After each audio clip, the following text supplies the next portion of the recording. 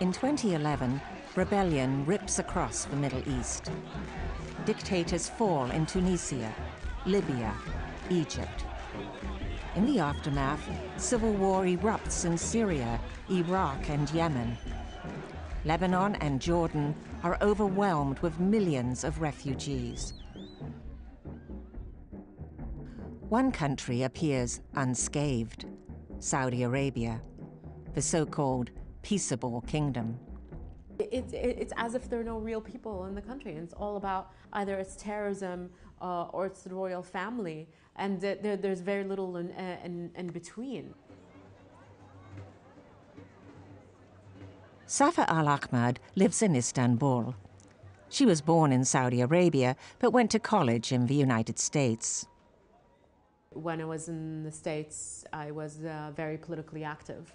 And by coincidence, at some event, I met the Jazeera Arabic correspondent at the time in Washington, D.C. And I helped him out for some things, and he's like, if you ever need a job, call me. And when I needed a job, I called him. For years, she consciously avoided covering stories in her homeland. Then she hears from friends back home that hundreds of Saudis in her home province were taking to the streets. They tell her the police have retaliated with a brutal crackdown. Yet the press is largely silent. It's time to go home. I felt nobody else was going to tell that story, and if I didn't, I'll feel like a coward and a hypocrite. Back in Saudi Arabia, she's overly cautious, terrified of implicating others. It was my choice. I chose to do this. The most difficult thing is to be responsible for other people's safety and security. It takes her months to find an activist who'll talk on camera. He gives her hours of rare footage dating back to the Arab Spring. I mean, the whole thing about what was happening in 2010, 2011 was people trying to renegotiate their relationship with their governments to try to improve it. And so Saudi Arabia, the people of Saudi Arabia, were just like any of the other people in the region. The footage that I had acquired inside Saudi Arabia was very dangerous if I was caught with. The idea was, even in my raw footage, to be safe, that they couldn't identify people necessarily. Safa had strived for balanced coverage, but after the broadcast, both sides of the conflict are incensed at her journalistic approach. In the end, I think this is a challenge of every journalist in the Middle East right now. It is extremely difficult to remain neutral, to neither be seen as pro-government or pro whoever happens to be against the government.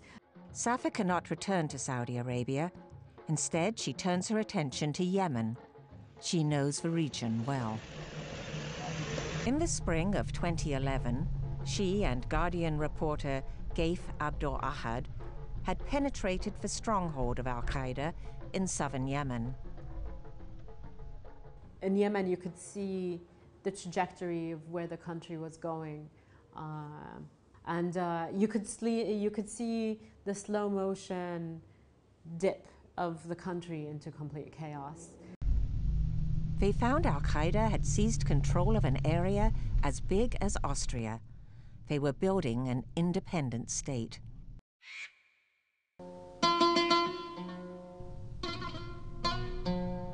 Safa now returns to Yemen. She stays at the home of a close friend, whose father, Dr. Abdul Malik al-Mutawakkil, is a prominent liberal politician. The situation in Yemen has grown worse. Rebels from the north are now challenging the government and Al-Qaeda for control. Safa gains rare access and travels with them south into the heartland of Al-Qaeda. But as militias usually behave, they don't take kindly to journalists if they perceive them as filming something they don't want. قاعدين بالأسلحة ترهبونا تقولون لنا نمسح الأشياء هذا مش صح. اتركها لو سمحت. اتركها. شيل يدك. The rebels hold her for 4 hours and destroy some of her footage. Undeterred, she crisscrosses the country, talking to rival factions, trying to make sense of the chaos that is tearing Yemen apart. Then she hears the news. Her friend's father, Dr. Abdul Malik Mutawakkil, has been assassinated. أعتقد قليل اللي في اليمن سياسيا صادق. Safa had planned to interview him at the end of her shoot in Yemen. Instead, she films his funeral. Safa Al-Ahmad was in physical danger covering Al-Qaeda in Yemen, but she says working in Saudi Arabia, her homeland, took a far greater toll. Actually, working in Saudi Arabia was much scarier to me. The anxiety, the paranoia that you go through just in your head, trying to survive working on something like this is much more dangerous to me. Safa Al-Ahmad, winner of the 2015 CJFE International Press Freedom Award.